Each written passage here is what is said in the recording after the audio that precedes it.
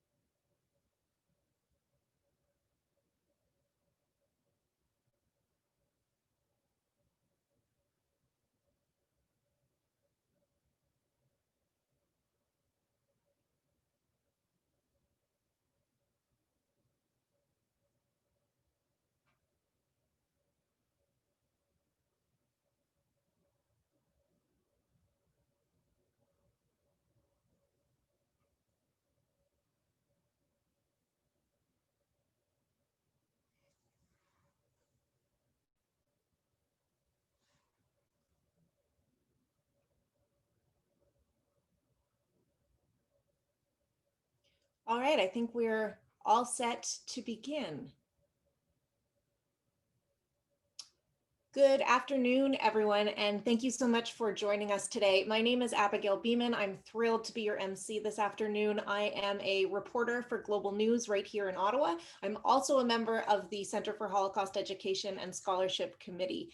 Of course, like I said, for those of you who are at our event last week, we wish that we could be meeting in person. And I know that one day in the future, we will do so again, but we have a really fabulous virtual program for you this afternoon. And being virtual means that we are able and fortunate to have speakers join us from afar, as well as right here in Ottawa.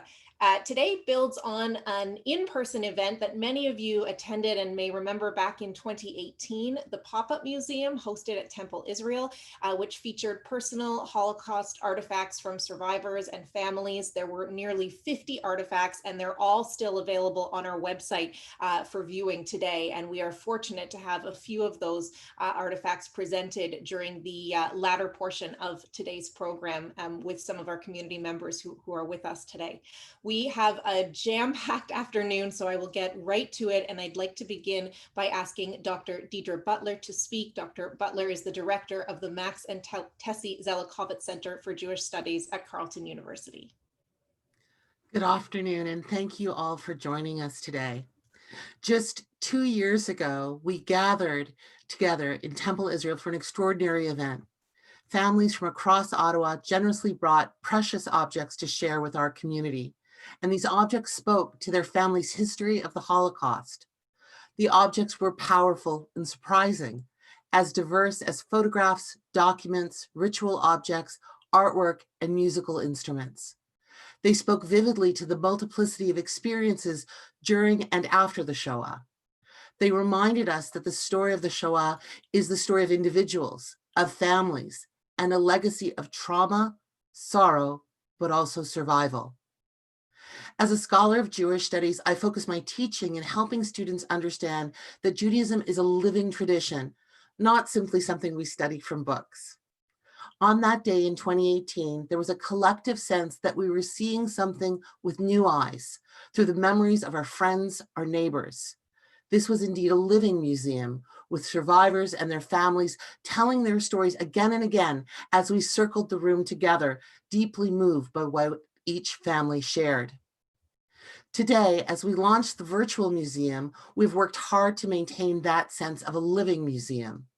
We are joined today by scholars and survivors and the families of survivors, and we thank them for contributing to our understanding and enriching this ongoing conversation. Families have been contacted to renew their consent to share these objects. Descriptions have been updated and new items have been added. I'm particularly grateful to those who made this project possible, their survivors and the families who shared objects and explained how each fit into the painful history of their own family and the history of the Shoah.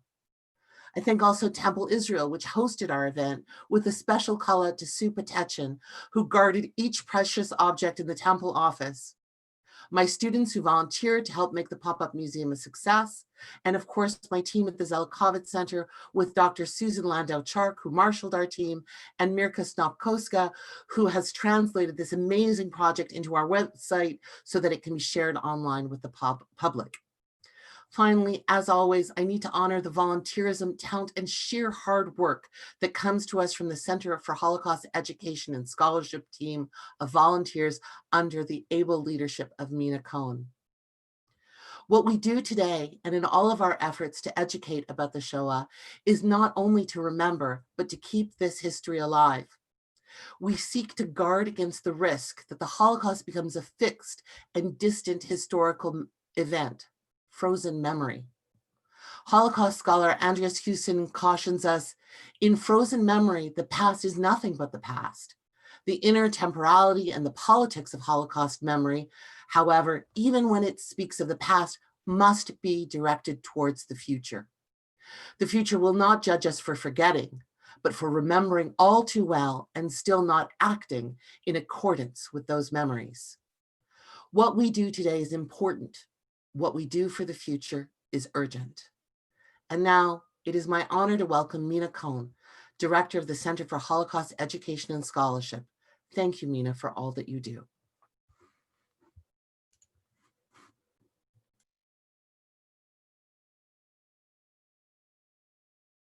Oh, hi, Mina. Sorry, you're muted.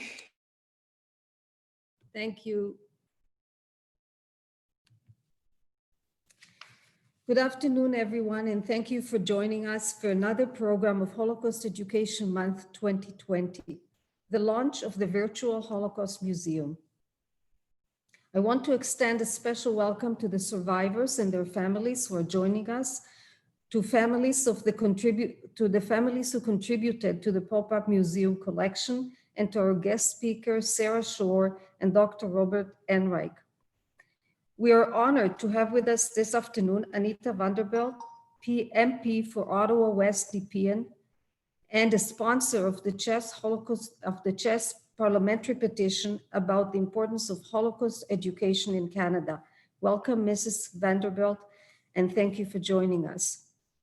The Center for Holocaust Education and Scholarship was established 5 years ago to answer the needs of ongoing Holocaust education and to combat the challenge of anti-Semitism. The center, as you heard, is affiliated with the Zelikovitz Centre for Jewish Studies at Carleton University, and its mandate is to teach the lessons and legacies of the Holocaust with a special focus on Holocaust Education Month in November. This year, COVID-19 pandemic and the first lockdown created doubts regarding the possibility of offering programs during November 2020. It was only in July that we were able to look ahead and appreciate the new reality we are facing. It was then that we decided it would be best this year to reflect on things done in the past from a new point of view. This was when the idea was born to commission a short film to tell CHES story and celebrate the success of the last 5 years. The pandemic also invigorated the idea of giving permanence to the pop-up museum project with the goal of uploading the artifacts submitted 2 years ago and creating a more enduring online visual platform. While preparing for this, I learned that until 1995, artifacts donated by Holocaust survivors and their families had been welcomed in museums, but quickly found their way to storage rooms. Looking back, it seems strange that until 1995, no one considered such artifacts valuable for the research and study of the Holocaust. As you will hear today, our understanding has changed since. One example comes to my mind. A year ago, I attended a riveting lecture by Dr. Wendy Lauer. Dr. Lauer discussed the power of understanding a single visual object as testimony and how it shaped her research. The visual object was a photograph taken in 1941 at a mass shooting site in Mariupol, Ukraine. Dr. Lauer, in her lecture, shone a bright light on the importance of artifacts to the research of Holocaust today. I hope you will all find this afternoon interesting and challenging. Thank you. Thank you, Mina. I am very pleased to now introduce one of our local members of parliament. Anita Vandenbeld has represented Ottawa West Nepean since 2015. She's currently parliamentary secretary to the Minister of National Defense. She sits on the Standing Committee on National Defense and the Subcommittee on International Human Rights. MP Vandenbeld is a supporter of the Jewish community, a dedicated opponent of anti-Semitism, and an advocate for human rights. When she was asked to support CHES's national petition in support of Holocaust education, she did so without hesitation. And that petition is still open for a few more days. You have until November 19th to sign on. After that point, MP Vandenbeld will formally present that petition to Parliament. We are so pleased and honored to welcome you, MP Vandenbeld. Thank you very, very much. And I really want to thank the Center for Holocaust Education and Scholarship for inviting me here today, but more importantly, for doing what you're doing. These artifacts and being able to find a way in this COVID-19 environment to be able to present this so that others can learn from it is incredibly powerful. And I appreciate very much that you've invited me to be part of this. When I was in grade 2, a teaching assistant gave me the diary of Anne Frank.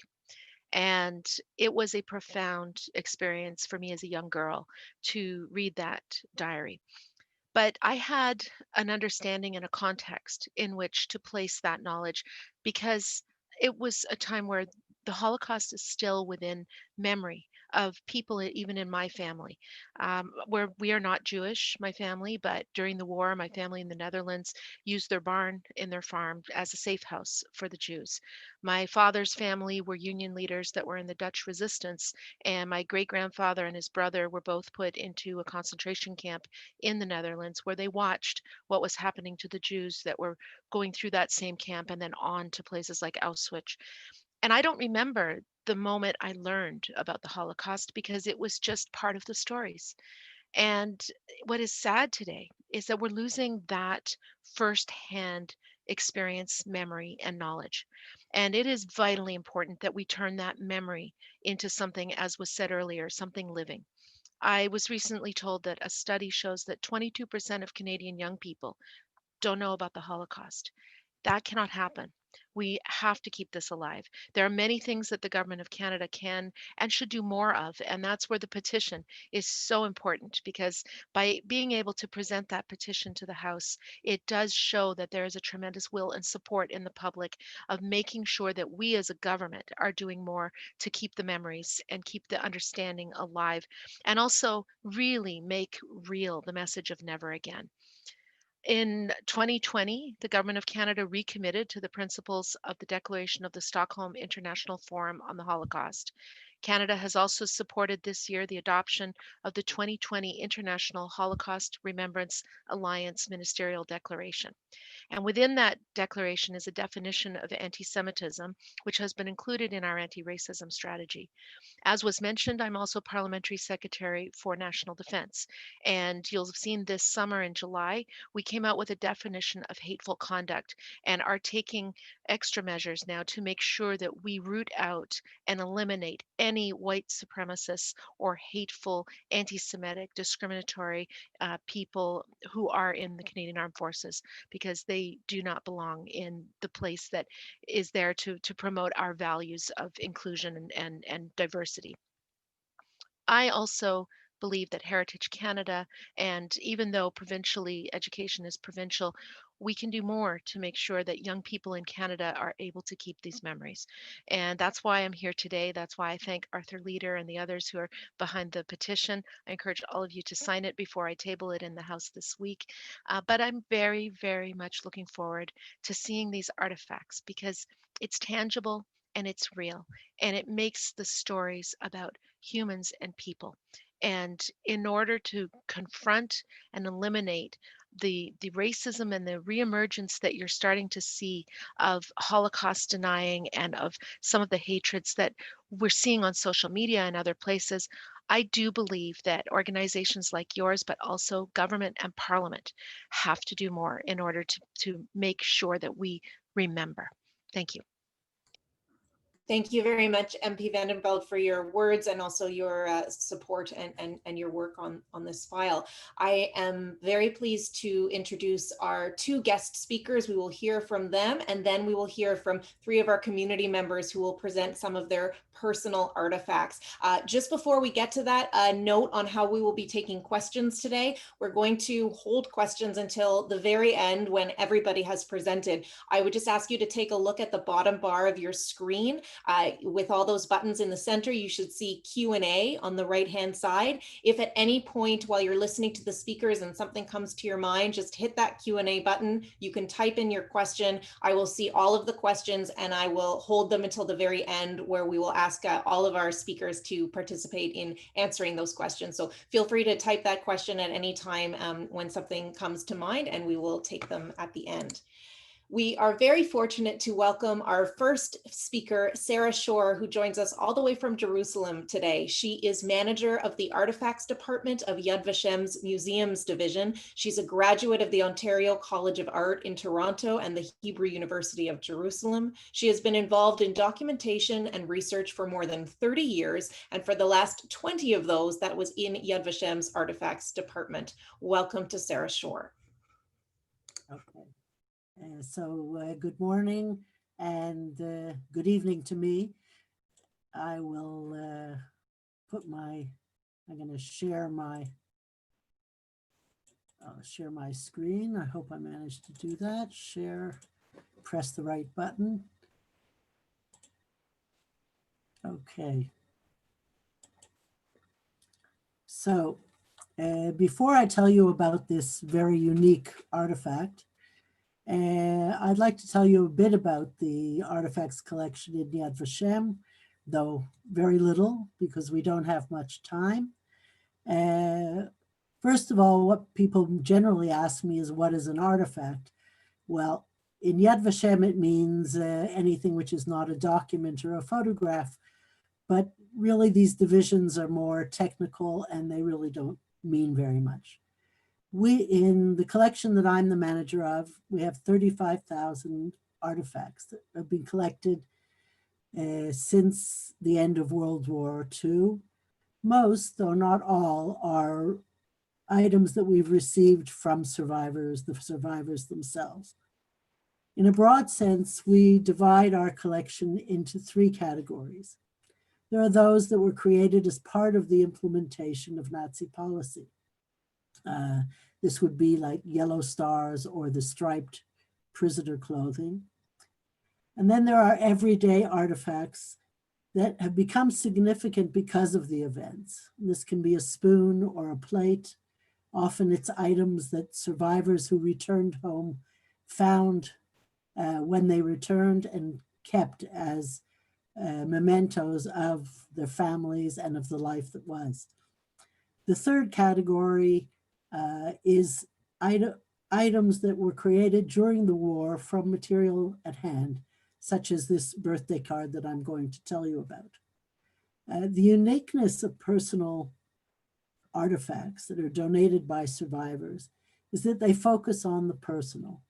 When survivors tell their stories in, let's say, video testimony, it tends to be somewhat technical. We were here, we moved there, and most survivors, because of the trauma involved in their experiences, tend to avoid the personal and just relate the facts as they were.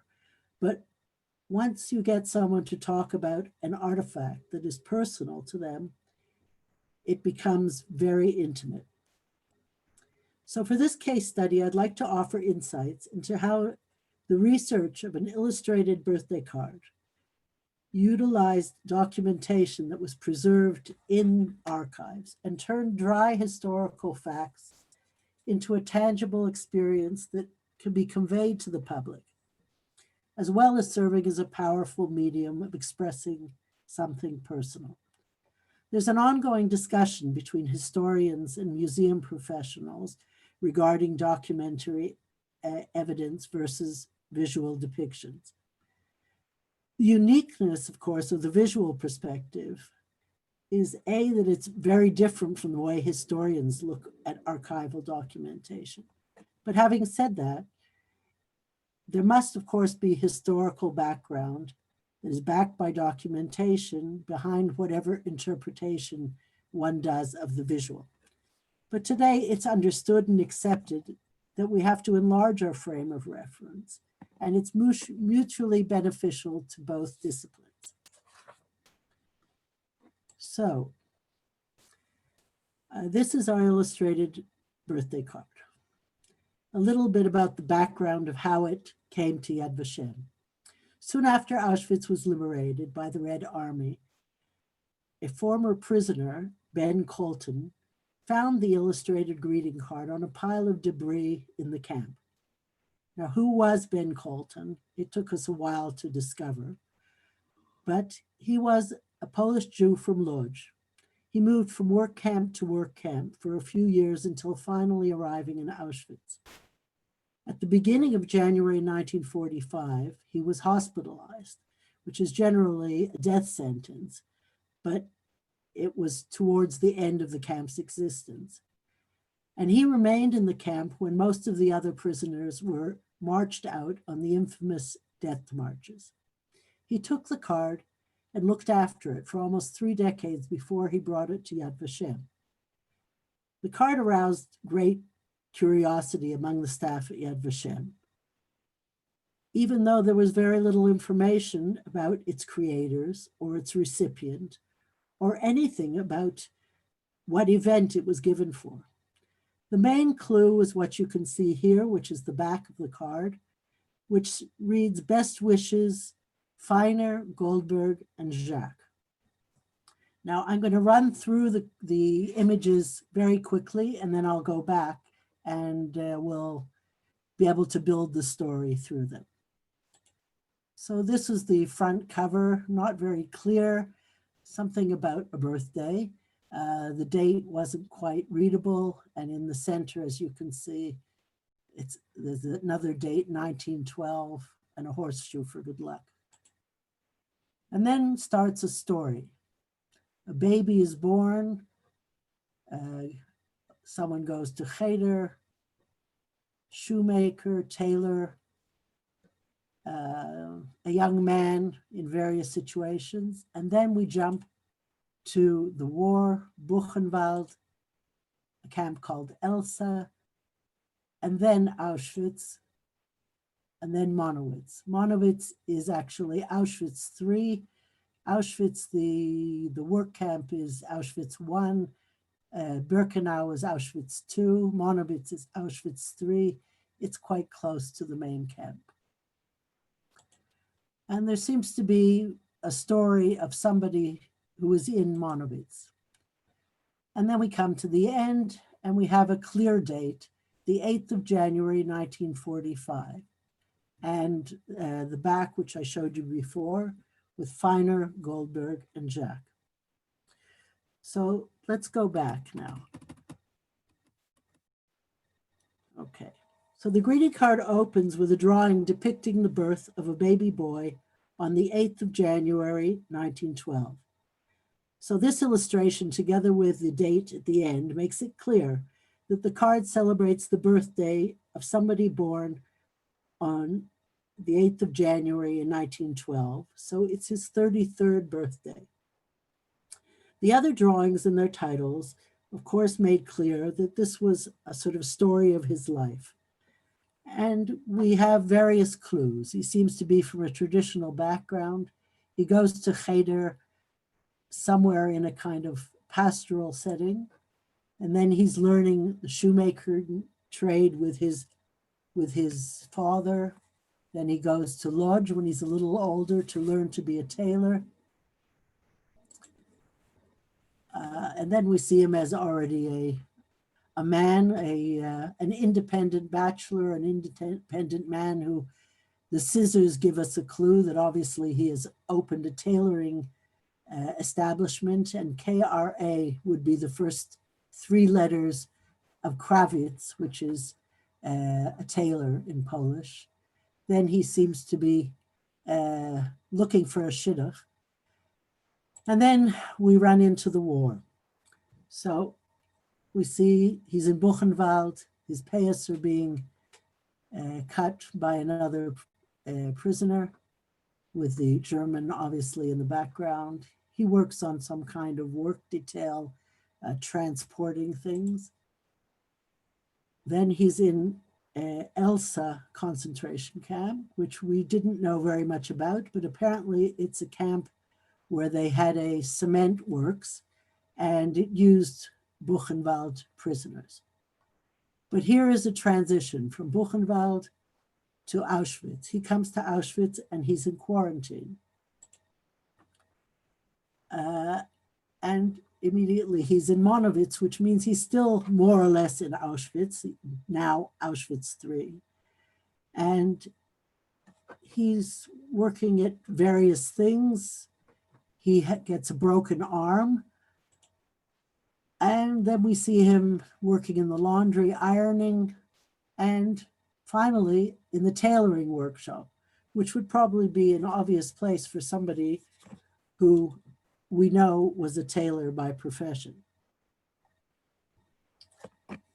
Now, ever since the card was donated to Yad Vashem, we've made efforts to try and discover who was involved in its creation. And when access to various European archives was enabled, we managed to find two of the three signatories at the end.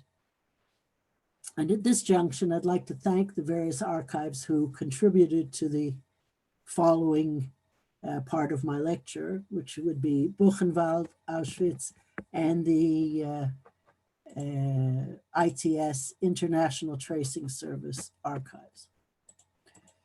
So,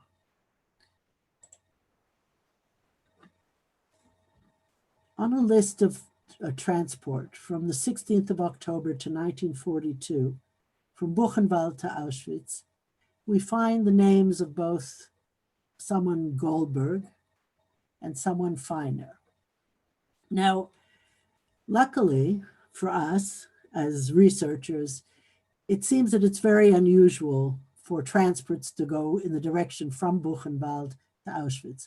And this was clear from the drawings, and this enabled us to actually narrow down. There were only 3 transport lists of transports that went in this direction. So we found Goldberg and Feiner, and then we find them again together, one after the other, on a medical test documentation from Monowitz camp in 1944. So we see that Feiner is given the number 68427, and Goldberg is given 68456. So very close numbers, and they obviously seem to be together. Melech Feiner and Mordechai Goldberg. So what else could we discover about them? Well, from the International Tracing Service, there are index cards of each of the survivors. So Melech Feiner was born in somewhere near Krakow, Poland in 1909. And we see indeed, he was from October 1942 to January 1945, the 18th of January, which is significant. He was in Monowitz, Auschwitz. Now, 18th of January is significant because that's the date when most of the prisoners were evacuated from Auschwitz towards Germany. And then there's Goldberg, Mordechai Goldberg. He's of a similar age. He's born in 1907 in Tomaszów Mazowiecki, Poland. And here we have his profession as a Schneider, as a tailor. So there's something going on with tailors here. And other documentation showed us that Feiner also was listed as a tailor. And then we see the two of them together. When they were deported from Auschwitz on the 16th of February, 1945, sorry, not on the 16th of February. In the 16th of February, we found documentation that they had made their way back to Buchenwald from Auschwitz, obviously on the death marches. And as I've emphasized here, the two of them are again in the sewing, the tailoring workshop. So we were very happy to be able to find these two.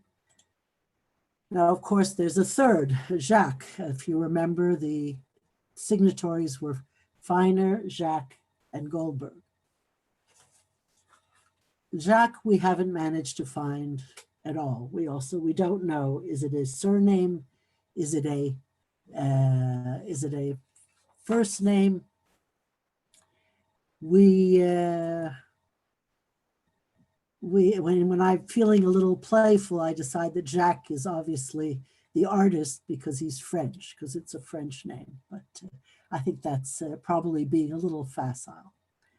At any rate, finally, after much searching, when it was 70 years to the liberation of Auschwitz, we decided to search again. And finally, we were able to find the most important person, of course, the most important person being the celebrant. Who was this person? We knew he had to be somebody who was deported from Lodz. That's what it illustrated in the card. He was sent to Buchenwald, sent from Buchenwald to Auschwitz, like only a few others, and ended up in Monowitz. And of course, his birthday was on the 8th of January, 1912. So finally, we found somebody who answered all these criteria. And his name is David Goldstein. He was born, of course, on the 8th of January, 1912. And from some documentation, we found he too was a tailor. He was sent from Tomaszów, so perhaps he knew Goldberg, who was also from Tomaszów. He made a slightly different route to Auschwitz, but he also arrived there and was in Monowitz in the sick bay where some of the others had been as well. His number is 69780, which is not that far off from the others. He was liberated from Gleiwitz, which is 80 kilometers from Auschwitz. He immigrated to Israel in 1946, and we're still hoping to eventually find a photograph of him. So, efforts to complete his life story continue, but I want to summarize and point out the importance of this case study. The research demonstrated something quite remarkable that illustrates the importance of interdisciplinary research. It's clear to museum curators that presenting dry historical documentation, such as endless lists of names, though possibly conveying the magnitude of the events, remains to the public lists of texts on a page, unless we can convey a personal glimpse of the people whose names appear. This particular item, a ray of light found in the most unlikely of places, provided us with an opportunity to give faces to a number of the names on the list. Indeed, without the archival information, we would know very little about these individuals. On the other hand, without the sequence of events illustrated on the card, we would never have been able to find the proverbial needles in the haystack, nor would we have insights on their ability to survive and even celebrate in the camps. Here is a prime example of the mutual benefits of varied sources of information that enrich our understanding and knowledge of historical events, and at the same time intensify our appreciation of the power of artistic creativity to be a strong means of personal expression.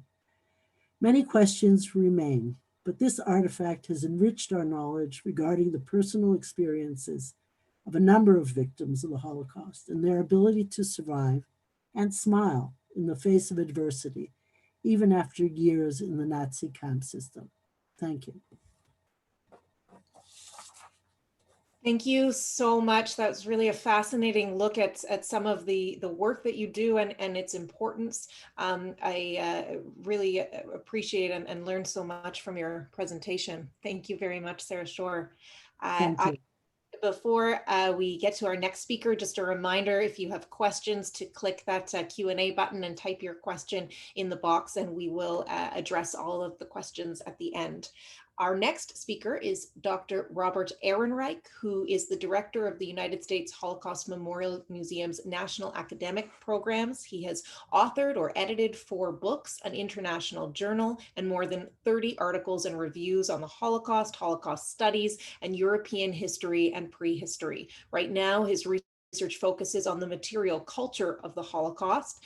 And I will also add, he was one of the speakers at the original pop-up museum back in 2018. Today, Dr. Ehrenreich joins us from Washington, D.C., and this afternoon he will examine 3 sets of artifacts and discuss how viewing them as assemblages can provide greater understanding of people's lives and agency during the Holocaust. Welcome to Dr. Ehrenreich. Thank you so much for the warm welcome on what sounds to be a very cold and drizzly and freezing rain day in Ottawa. Here in DC, it's not quite that way, so I guess I'm lucky to still be here.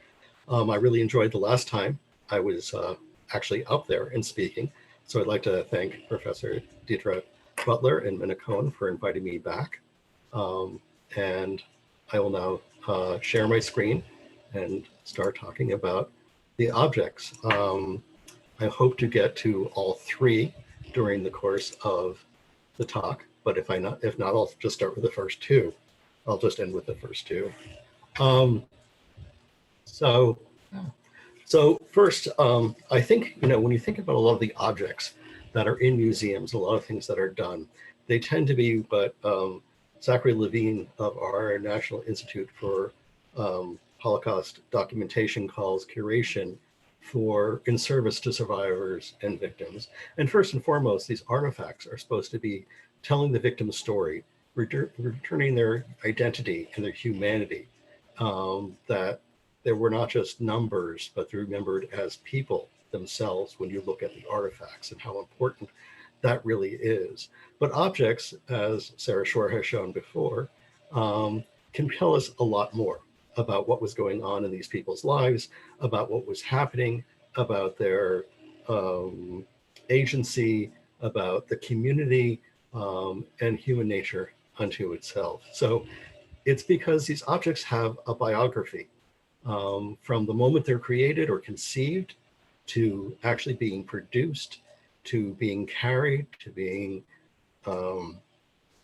repaired, and finally, to either inheritance within the family or donation to a museum.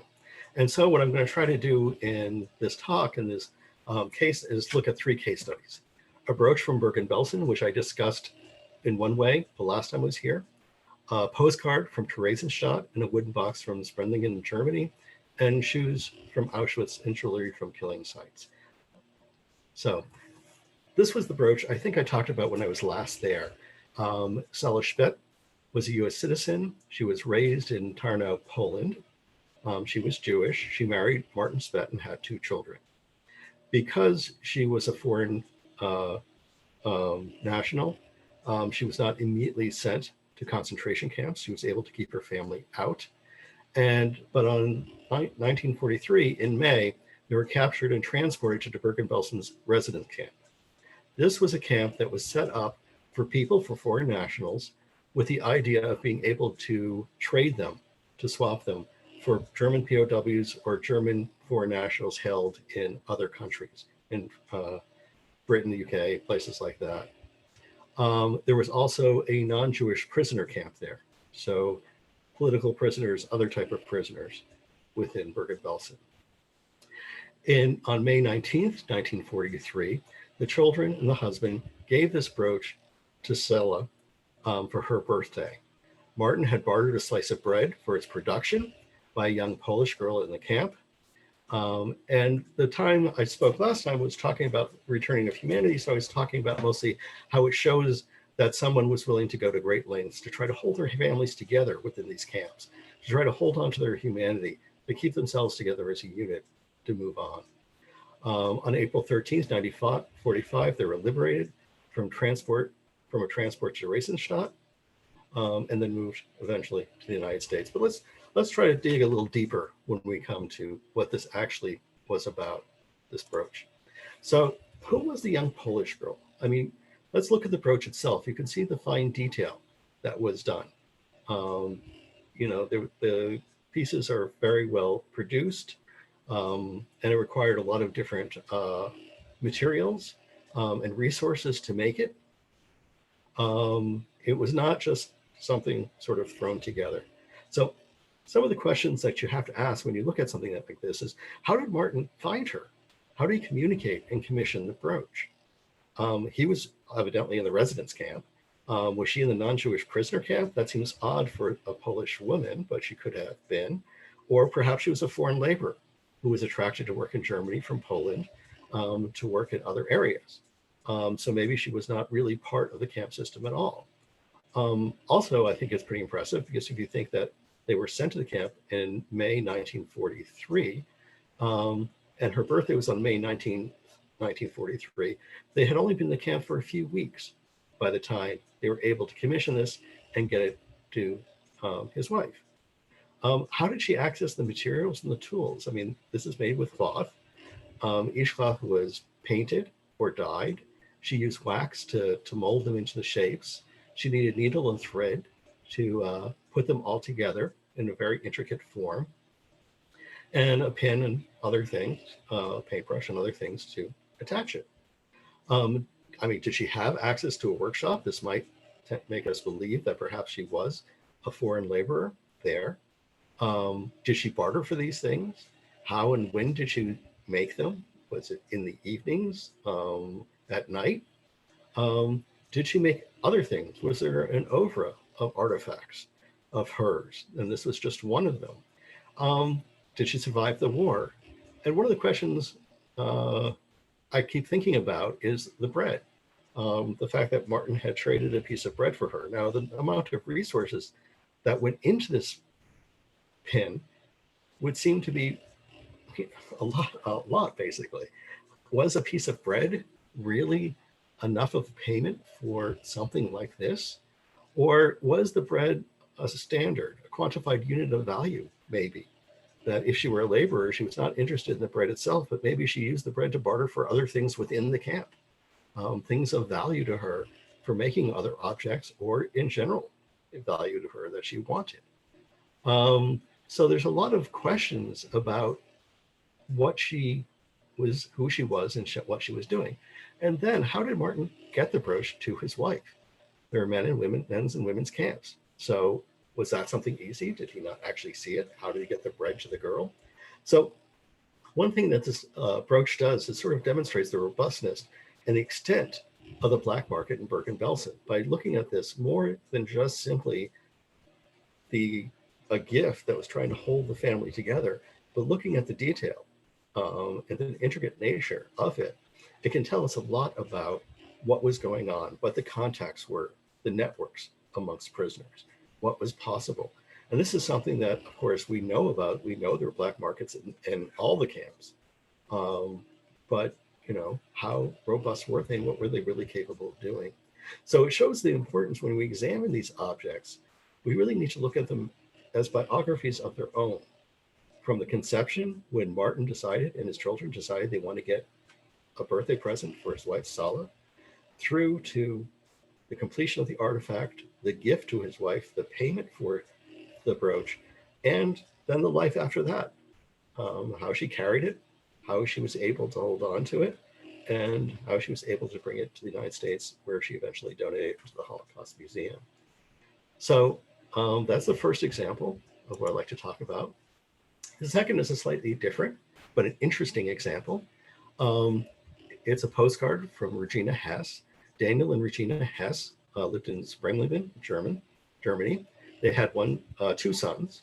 No, they had a number of sons, sorry. Jacob was one who actually emigrated to the United States. In September of 1942, they were rounded up and sent to Theresienstadt, where Daniel Hess died a few months later. In 1944, on April 7th, Regina sent this postcard to a neighbor of theirs back in Sprenglingen, George and Elizabeth Anthes. And postcards were allowed to be sent from Theresienstadt, especially if they were thanking people for food, because everybody needed food. The Theresienstadt needed food, and they were always trying to get people to send things in to help them out.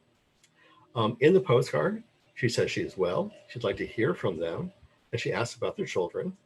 And she also says that she enjoyed the package that they sent and the cake that they included in the package. On the 18th of May, 1944, Regina Hess was deported to Auschwitz and murdered. It's hard to see in this, but you can see the postcard. You can see all the different aspects of it in terms of the stamp, the Hitler stamp, and all the writing.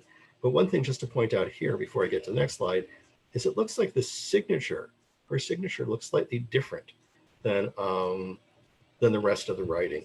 And what does that mean? Is sort of an interesting question.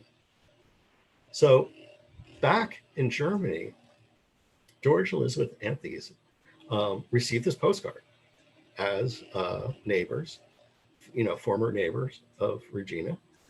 They were evangelicals, social democrats, and they were against the anti-Jewish decrees that were going on. So they were good friends with the Hesses. They were interested in what had happened to them. But they were very suspicious of the postcard, especially since they hadn't sent a package. So, to receive a postcard from Regina saying that, thanking them for the cake in the package when they hadn't sent one, really set off alarm bells in their head. And that the fact, like I said before, the signature looked different. So what they were afraid of was that perhaps this postcard was not actually from Regina. Perhaps it was from the police, perhaps it was from the SS, perhaps it was some other place, and they were trying to lure them into exposing themselves as basically having Jewish sympathies. George didn't want to destroy the card. He wanted to hold on to it, with the idea being that when Regina returned, which shows a little bit of not understanding the situation at the time, that he would be able to talk to her about it and ask her who sent it, was it hers, and about the cake. But he also didn't want to just leave it lying around because he was worried that if their house was searched, then they could be arrested for it. So he went and had this box designed and built, especially for his daughter, his granddaughter, Laura Anthes. It has her initials on top, up here. But he also included a secret drawer on the bottom, and you can see that down here that comes out from the side of the box that fit the postcard perfectly. And so the box and the postcard become linked artifacts. Two different places, very far apart, but one in terms of what they were for or what the future meant. So Laura Anthes kept the box and the postcard until she met David Hess, one of the two sons of Jacques Hess, and this is David here, and this is Laura. This is Sarah Bloomfield, the director of the Holocaust Museum, in 2018, and she told him the whole story about this, and donated the box to the Holocaust Memorial Museum. So we now have it in our collection.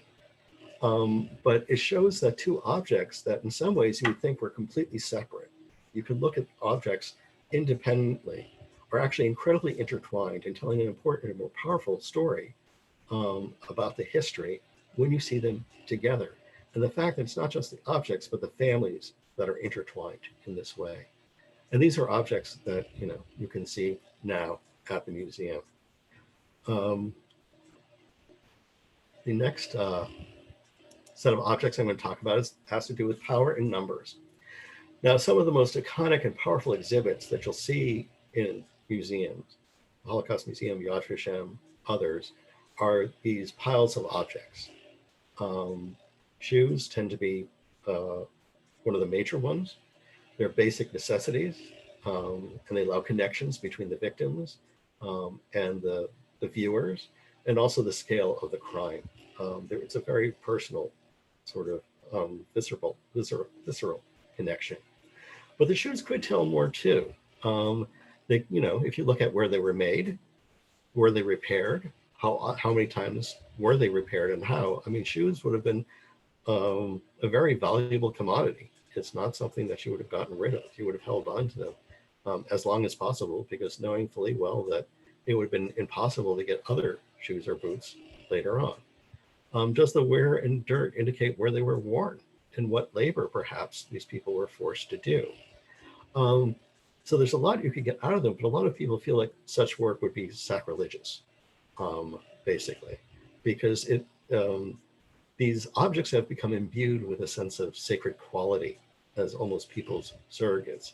And so studying them almost seems like digging up the bodies themselves and looking at them, which is a very interesting aspect unto itself, that when does an object go from being an object that tells us about the history, actually having a sacred quality, to being a surrogate actually for the people who died.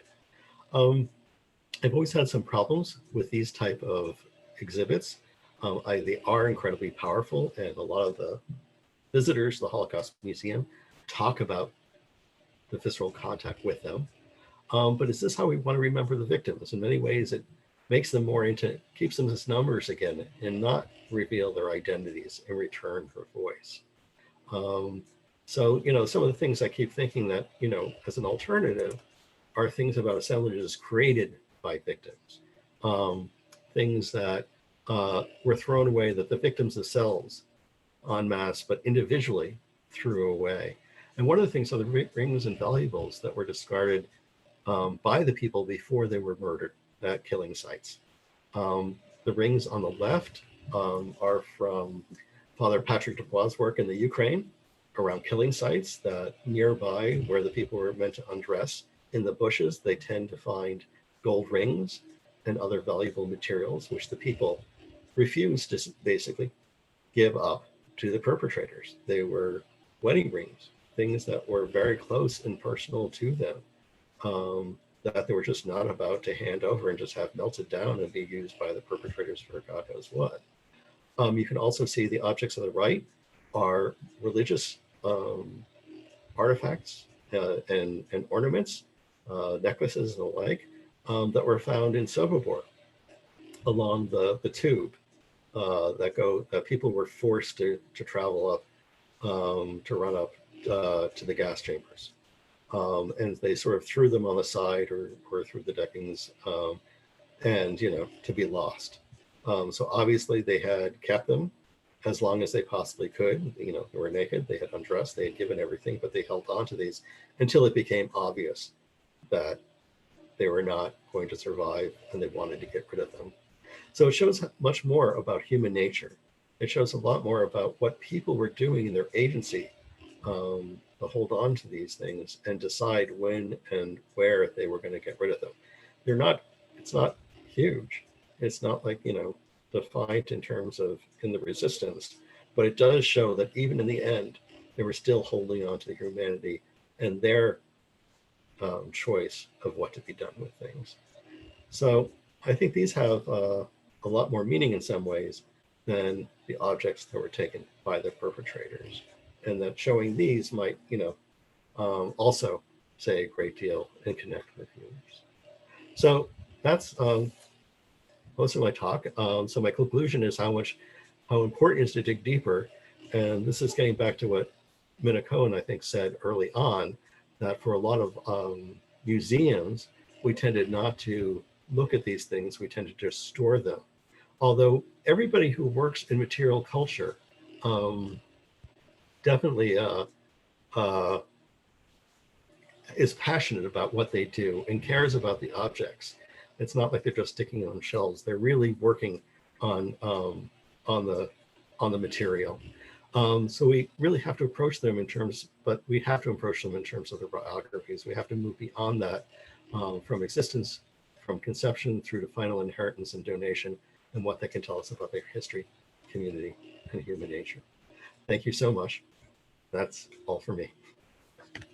Thank you very much, Dr. Ehrenreich. That was a fascinating presentation, and I'm glad that we had a chance to get through all of it. And you did an amazing time sticking to time and getting so much in there. So thank you so much.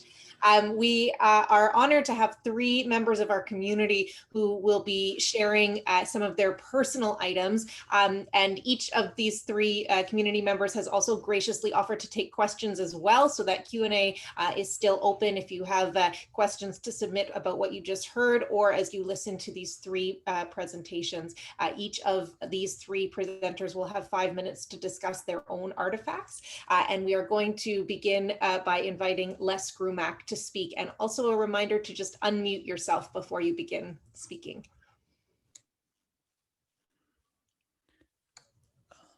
My paternal grandparents, Herbert Grumack and Charlotte Beer, came from Königsberg in East Prussia, which is now known as Kaliningrad in Lithuania.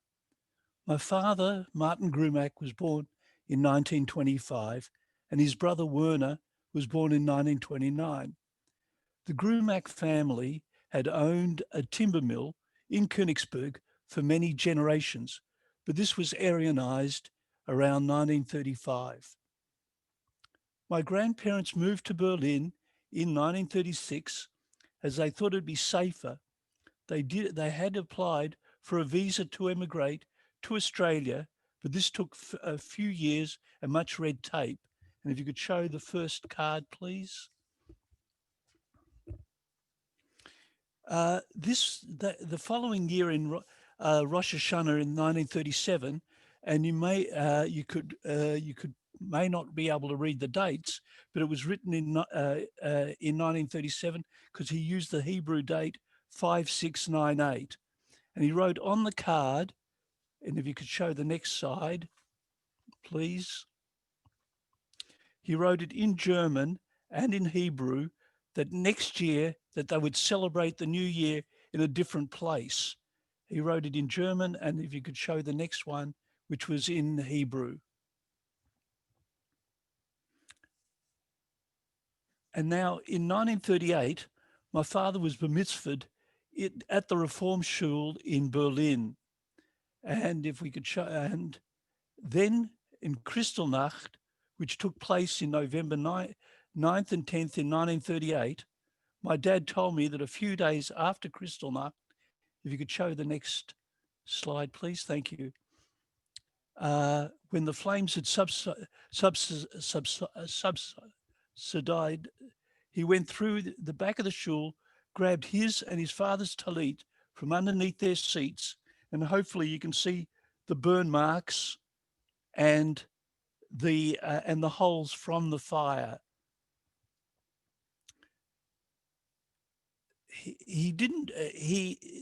My father's family was very lucky, as their visas for Australia came through in 1939, and they left Germany and later boarded the Strathnaver, which arrived in Australia on March 26, 1939, which was about 2 weeks after my dad's 14th birthday. My dad never spoke much about his life in Germany. Most of what I learned was through research after he died. My mother had gone through the war in Krakow, Poland, and relative to her suffering, my father considered himself to be very fortunate. When I was a young boy, it embarrassed me to see my father wearing his small bar mitzvah tallit compared to all the newer ones around. However, as I came to understand his history, I am extremely proud of my father for his courage in going back to his shul. Every yahrzeit, I wear his tallit to remember my family and the history of our people. Thank you. Thank you so much, Les, for that meaningful and personal story. We really appreciate you sharing that, and those images are so moving as well. I would like to invite our next speaker, who is Dora Goldman, to share some of her own artifacts.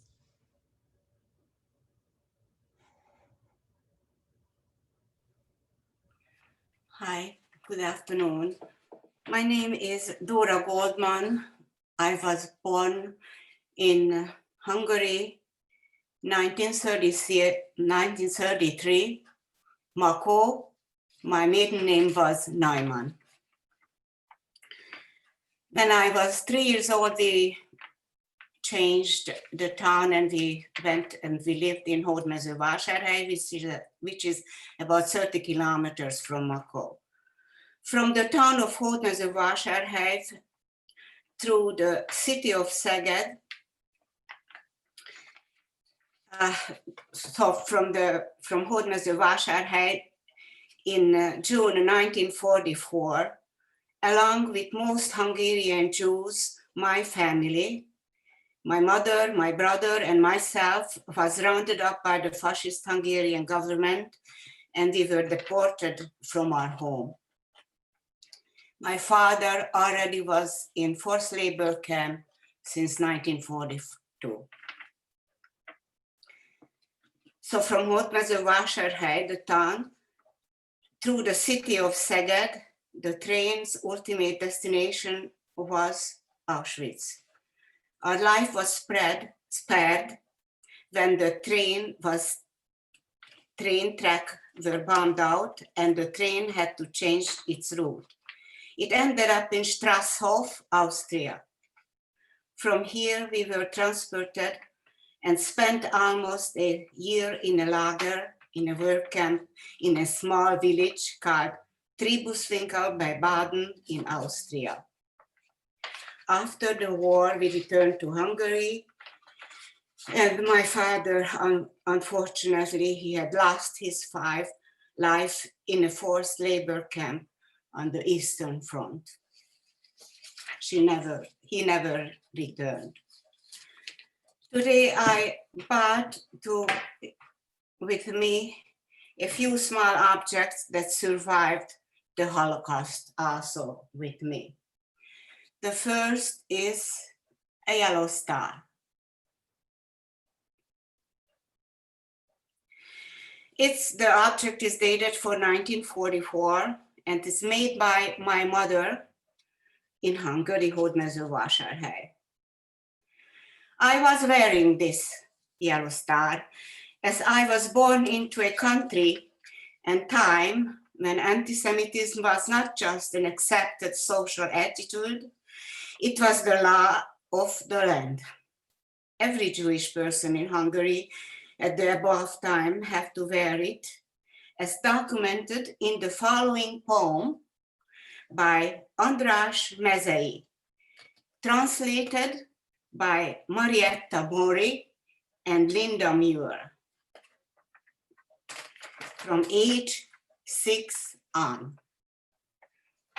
Beginning on April the 5th, every Jewish person over the age of 6, without regard to gender, is obliged to wear a canary yellow star, 10 by 10 centimeter in diameter, of cloth, silk, or velvet, clearly visible on the left chest. The distinguished badge has to be sewn on the garment in a not easily removable way. Non-compliance with the decree will be punished by imprisonment of up to 6 months or internment. The decree marks the survivors to this day in a not easily removable way. This decree followed me throughout my life.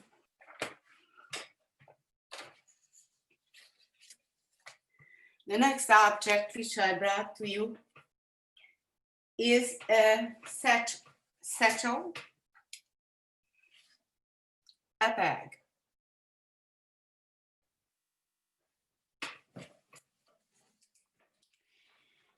We carried our food in this bag throughout the deportation. We were allowed to take 3 days of food supplies with us from the ghetto.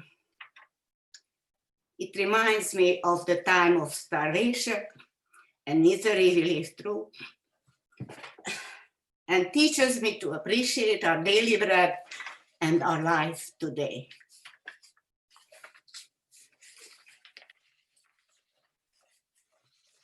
The third object, which I brought with me today, are buttons. 3 small buttons.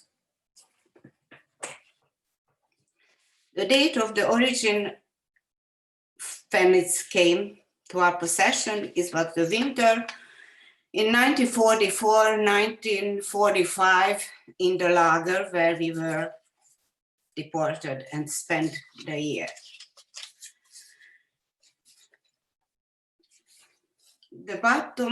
These buttons are from Austria and were received in the winter, as I told you.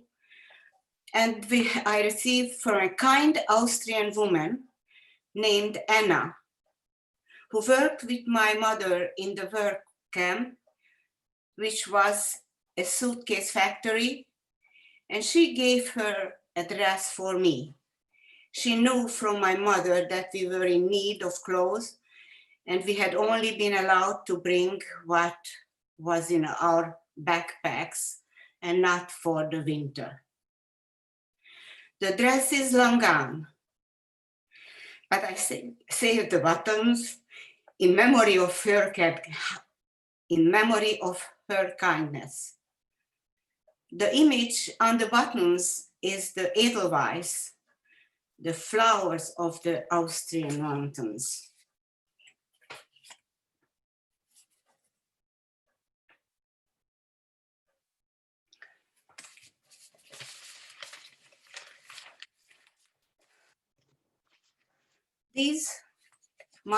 These buttons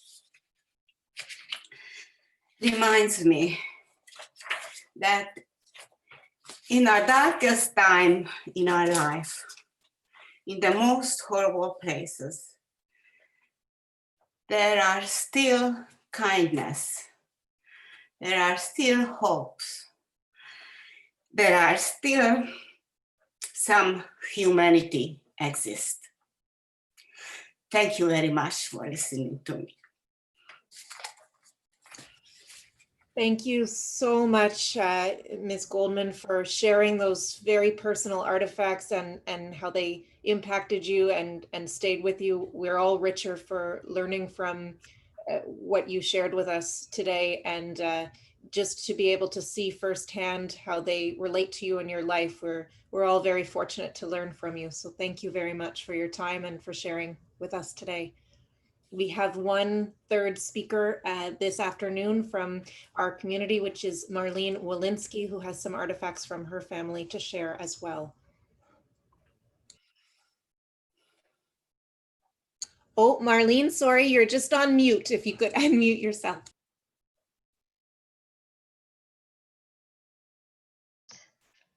Okay, I think you can hear me now. Yes, thank you. Okay, there's just this little box on my screen that I have to close. Okay. Good afternoon, everyone. Thank you so much to CHES, to Mina and Deidre for inviting me to be part of this panel. It is enlightening, and at the same time, it is very heartfelt to see the artifacts and hear the stories. Today, I'd like to share with you some artifacts that belonged to my dad, our daddy, who was a remarkable man, born in Cologne, Germany in 1914. I will show pictures. I do not have them available right now as they are in storage. I'd like to tell some of his story as I share the artifacts. My father was a remarkable person before life changed so drastically for him at the age of 24. He was a tailor, he was an athlete, he was the youngest of 9 siblings. And he lived in a home full of culture, music, singing, dance, and a very happy family life. Little did he know that in 1938, at the age of 24, his life would change drastically when he and his two brothers, Herman and Simon, were picked up by the Nazis and transported to Dachau concentration camp. The first artifact that I'd like to show, and we'll bring that up on screen. Thank you so much. This artifact he began to create while he was in Dachau. He, as I said, was a tailor, was good with his hands, always knew how to fix things. And I'm assuming that in order to pass some time as well,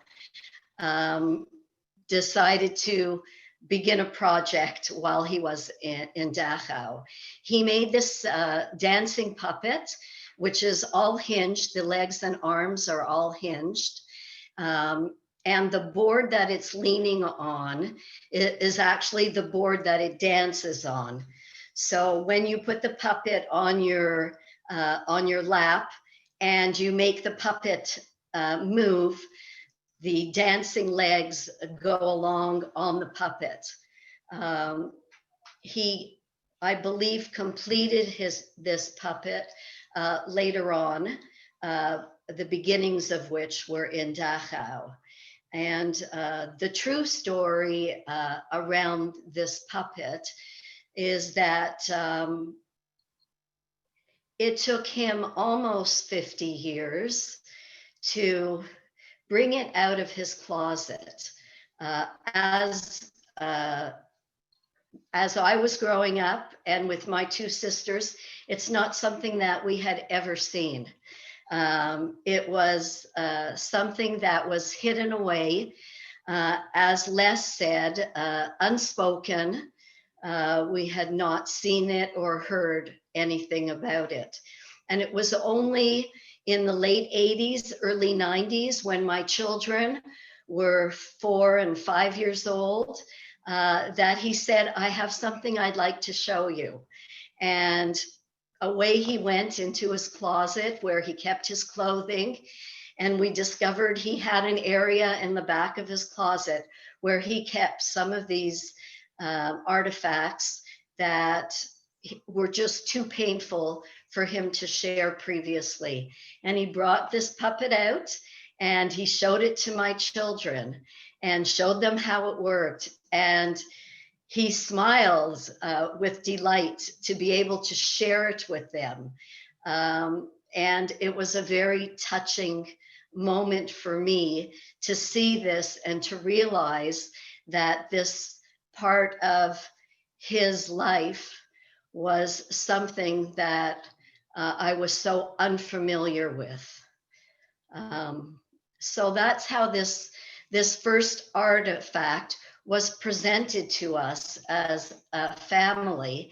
And when I showed it to my sister, Claire, who I believe is in the audience, many years later, she had never seen it.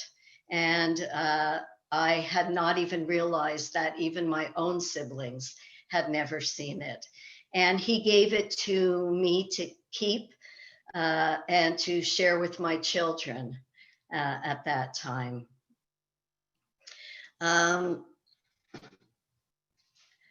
For him at that, in Dachau, I have the information and I have all the dates from Yad Vashem, Sarah, that my cousin, David Spreacher, was able to attain.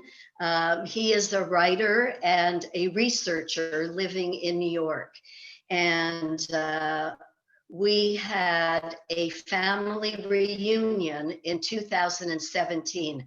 And that was the impetus for us to all do our own research and find out where and when all these events happened, because we did not know my father's history. We were not aware of all of the events that took place and all of the dates. And through Yad Vashem, we were able to find out that he was brought to Dachau with his two brothers, his two older brothers, on November 30th, 1938. And he was there until February the 11th, 1939, at which time the three boys, known as the Sprecher boys, were given permission to leave the concentration camp in order to attend their mother's funeral. Their mother, Rosalie Sprecher, had passed away 3 days prior to the 11th, and they were given permission to leave to go to the funeral. It was a family effort to gather all this information. His journey then from Dachau began a 4-year journey that brought him from Germany to England, England to Halifax, from Halifax to Sherbrooke, Quebec, and finally freedom in Canada, in Ottawa, and then to Montreal. So I'll bring up the next artifact, please. Thank you. So this guitar, he actually brought out the same time he brought out his dancing puppet. And he fashioned this guitar out of wood that he was able to get when he was interned in Sherbrooke, Quebec. So when I say that he traveled from Germany to England, to Britain and to Sherbrooke, he was not a free man at that time.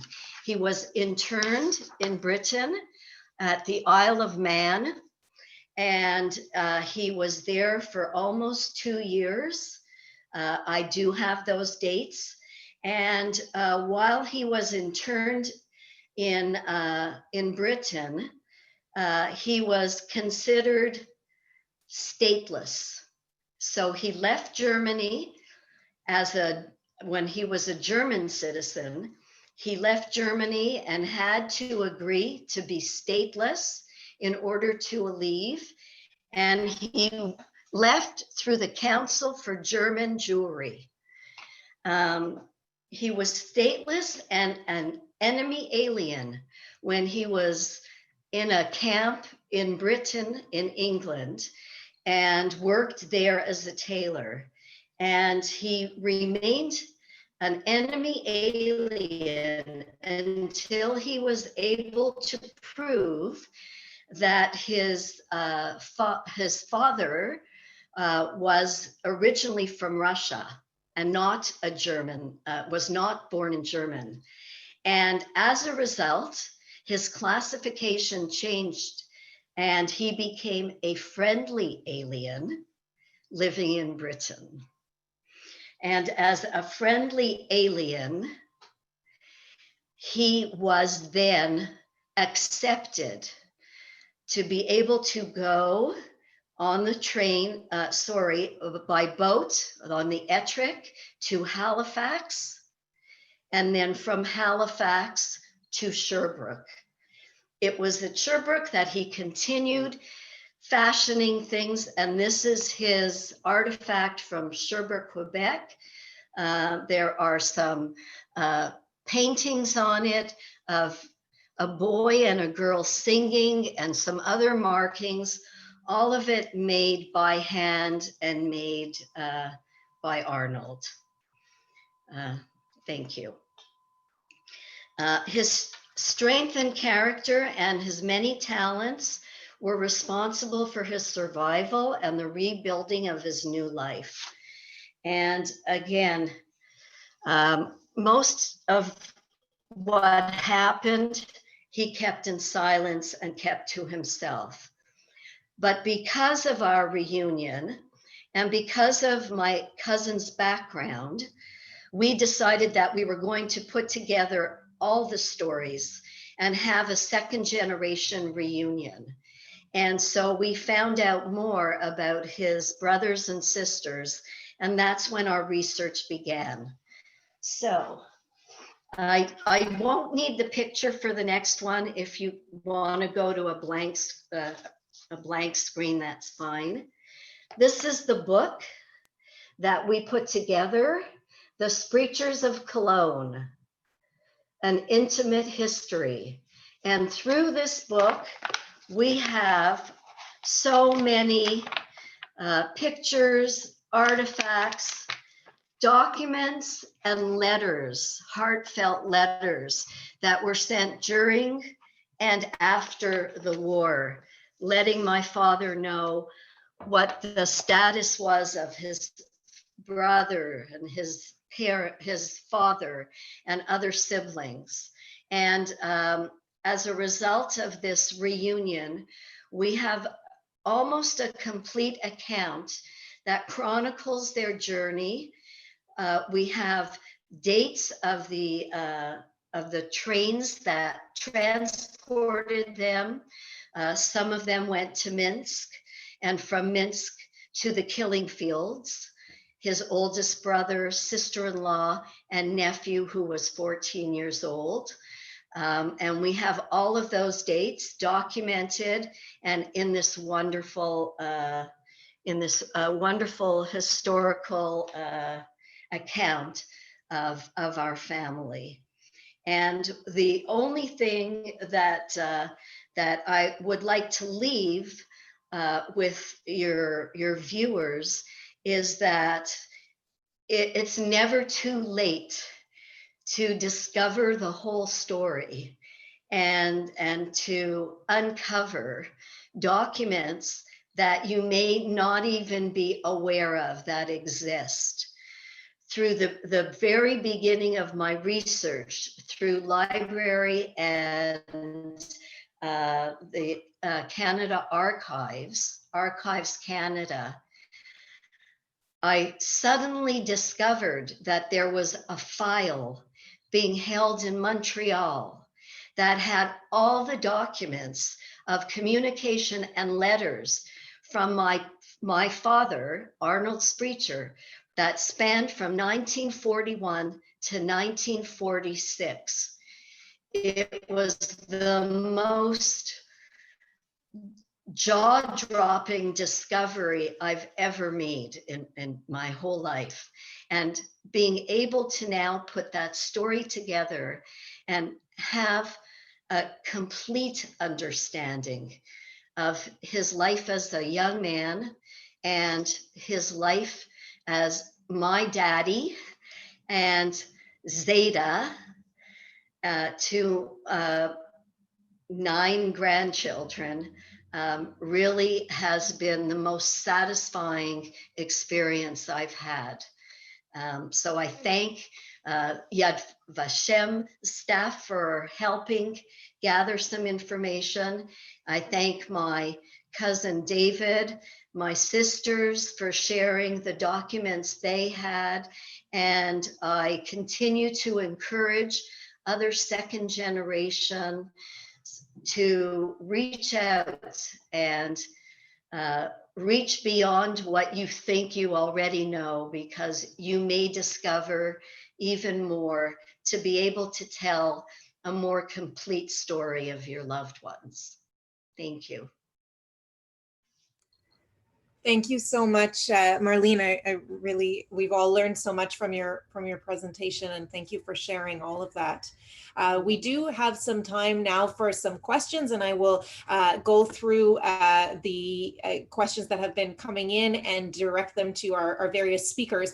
I do want to start by saying that while it's obviously not a question, so many people were so overwhelmed and touched by the presentations from our community members. And I would just like to take a minute to read some of the comments that came in, even though they're not questions, so that everybody can share in how impactful it was. So one person wrote that the personal stories are so moving. Thank you for sharing your feelings and words. Never forget. And a comment specifically for Dora Goldman. Dora, very emotional testimony. You showed us suffering, survival, and kindness with a handful of artifacts, the purse and the buttons, Thank you. And also a thank you to all of those of you who showed your artifacts. They are all very moving, especially Dora's, who lived through that time with the object she showed. This must be very difficult every time. Thank you so very much to Dora.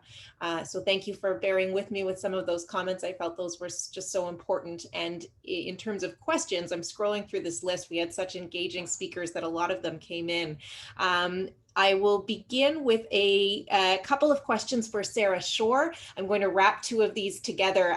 So the first question is, who donated the birthday card to Yad Vashem, or how did Yad Vashem come to have it? And then the second question is, did your research show whether any or all of the 4 people were liberated and survived after the war? Sarah. Okay, well, as I did mention, we received the card from a man called Ben Colton. He had actually given it to a family member in Israel. And so it took us some time to track him down, but we did manage to speak with his widow, and that's how we learned his story. And he had found it on this pile of debris when Auschwitz was liberated. He himself was a prisoner. And the second question, my short-term memory is going. Oh, I'm so sorry. I'm just pulling it back up. Did your research show whether any or all of the 4 people were liberated and survived after the war? That's my fault for double barreling them. That's okay. Well, we know that the 3 out of 4 that we've discovered information about did survive, apparently. One, actually, the person whose birthday it was, apparently came to Israel. We haven't actually managed to find his descendants to try, and we would like to get photographs and to find out more about his life after the war. It doesn't really help that the names are Goldberg and Goldstein, because they're very common names, but we will get there eventually. But it seems that they all did survive. The one, Jacques, we really have no idea who he is, who he was, whether he survived or not. Thank you. And another question for you as well, Sarah. This is a specific question about a specific family circumstance, but I think that the answer could probably be applicable more broadly. So the question is, my mother, who was born in Leipzig and was the sole survivor of her family, kept all correspondence between herself and her family from 1938 to 1942, and indeed documentation through the Red Cross and ITS. All of these letters and postcards are written in German. My question is twofold. Can you provide translation services of these documents? Are digital copies as acceptable as originals? And what is the best way to send them to you, binders full? Okay, well, digital copies are fine. Much of Yad Vashem's archives, I think, consists of digital correspondence, or at the moment, I don't know exactly how you would send. We ask really for people not to send hard copy. So digital is fine. You'll have to contact Yad Vashem through the website. There's I can't remember, the email is something like collect@yadvashem.org.il.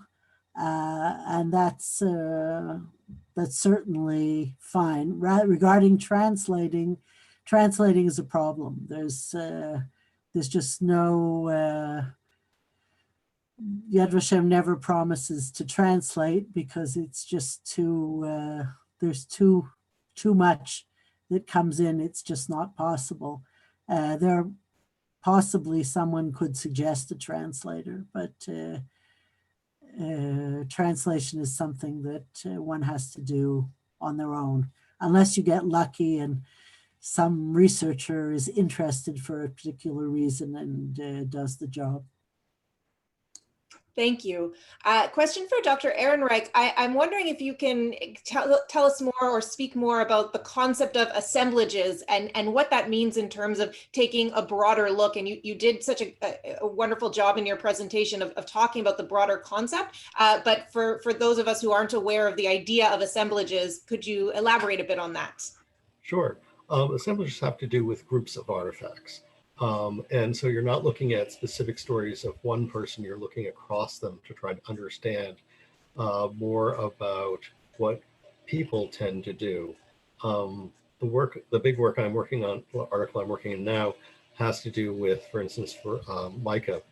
Theresienstadt, there was the Glimmerwerke, there was a mica factory where 300 women were forced to split mica over 8 hours periods, and they usually had 2 or 3 shifts a day. It was for the German military at that point, for the Luftwaffe. They were used in tubes for radios and things.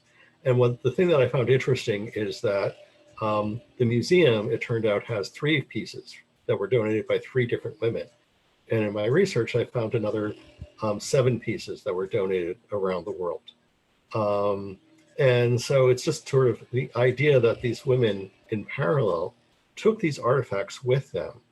Who would think that you would take something that came from slave labor, something that came from something you were forced to do against your will? Is a very strange sort of idea. And so by looking at this assemblage, by looking at these 10 pieces together as a unit, what does that tell us about how people reflected on their time in Theresienstadt, on their slave labor, on what was done? I mean, this was actually quite a good job. It was very difficult and terrifying in some ways because it was slave labor, but also all these women, since it was for the war, that they were protected and they were not sent to Auschwitz. So in some ways, these pieces also saved their lives. So by looking at an assemblage, you can get a better idea across survivors, across victims, what was happening to them and how they were responding. Thank you. Another question for Sarah Shore. Is it your view that being able to get information from the ITS about the searches they have done in response to questions from survivors after the war can be helpful in uncovering and providing new or additional information to those seeking information about family members? Okay, I'm not quite sure. Certainly, it's very helpful. It's the largest compilation of documentation on survivors, I think, that exists, and it's very, very useful. I don't know. A lot of it is also available online now. As time goes on, they're putting more and more online, and the people there are very helpful now. Thank you. And Abigail, may I just pop in for a second? please. The thing with the ITS, it's an incredible resource. It's like 300 million pages worth of documentation. The thing with it is that finding things is an art form. It was not set up initially for research. It was set up so that it was a tracing service, that you could find your family and friends and find out what happened to them. And so it was set up based around name and birthday. So finding information about it can be difficult, but Yad Vashem and the Holocaust Museum both have a lot of people who are experts in doing that, in making ITS sing, as we say. So if you're interested in finding out some information, I know the Holocaust Museum, if you go to our website, does have places where you can request some information, and they might be able to help you. That is very helpful context. Thank you very much for jumping in there. There are a couple of questions for Marlene Walensky about her personal story. I hope I didn't learn a bad lesson by double barreling, but Marlene, I'm going to give you a couple together if that's okay with you. So Marlene, I thought that Dachau was a camp for political prisoners. How did your dad end up there is one question. Also, somebody wondering, Marlene, if he came with his 2 brothers and how he traveled from Germany to England.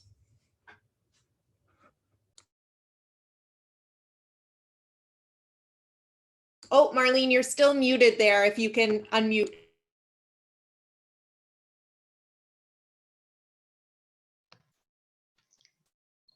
Okay. So when Dachau was first established, it was established as a labor camp.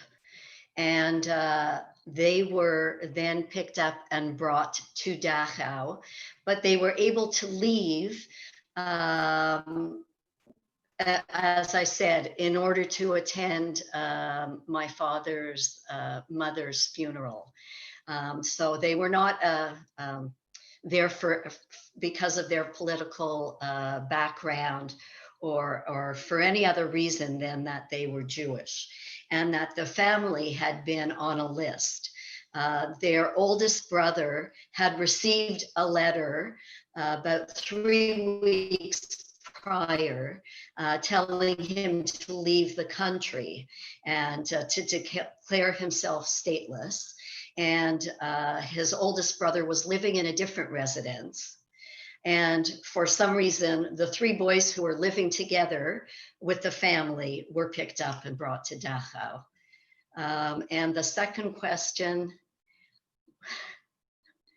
sorry. Oh, sorry. No, give me one moment. Just scrolling through here. The second question. Oh, I'm sorry. How did he travel from Germany to England? Right. So from Germany to England, he traveled.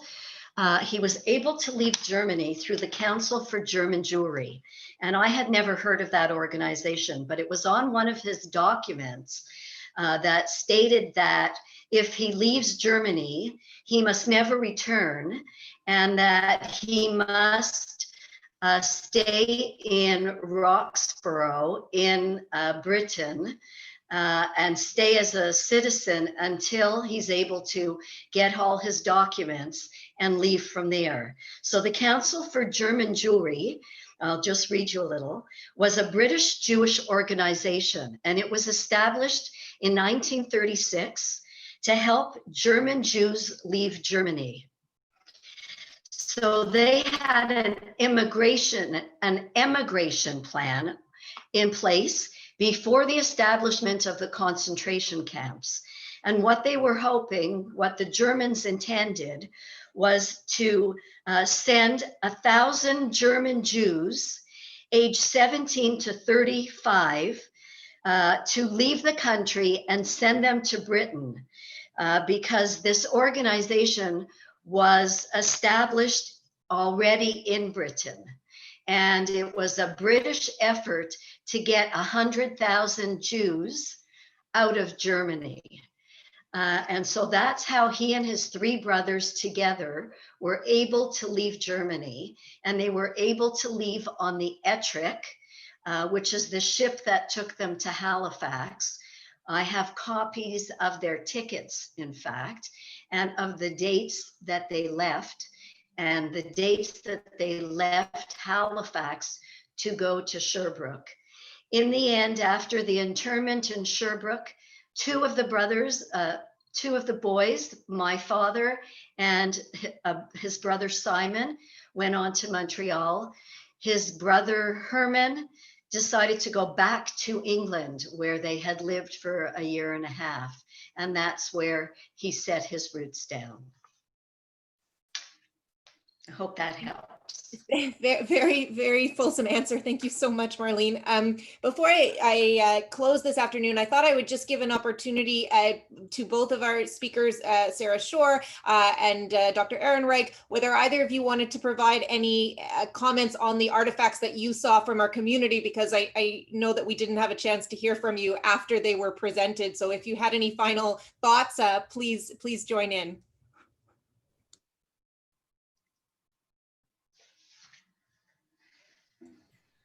Well, I also found it very moving to hear the stories from people themselves, and particularly Dora, the survivor herself, it's getting rarer and rarer to actually hear the story directly from the person who experienced it. And it was clear how emotional the actual connection to the artifacts was. I don't know that something that we'll ever be able to preserve in posterity, but certainly I think even the buttons are so full of memory for her.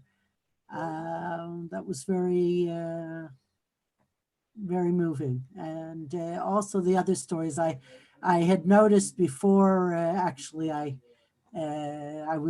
think Mina sent me a link to the various artifacts, and I noticed that, was it Mr. Sprecher?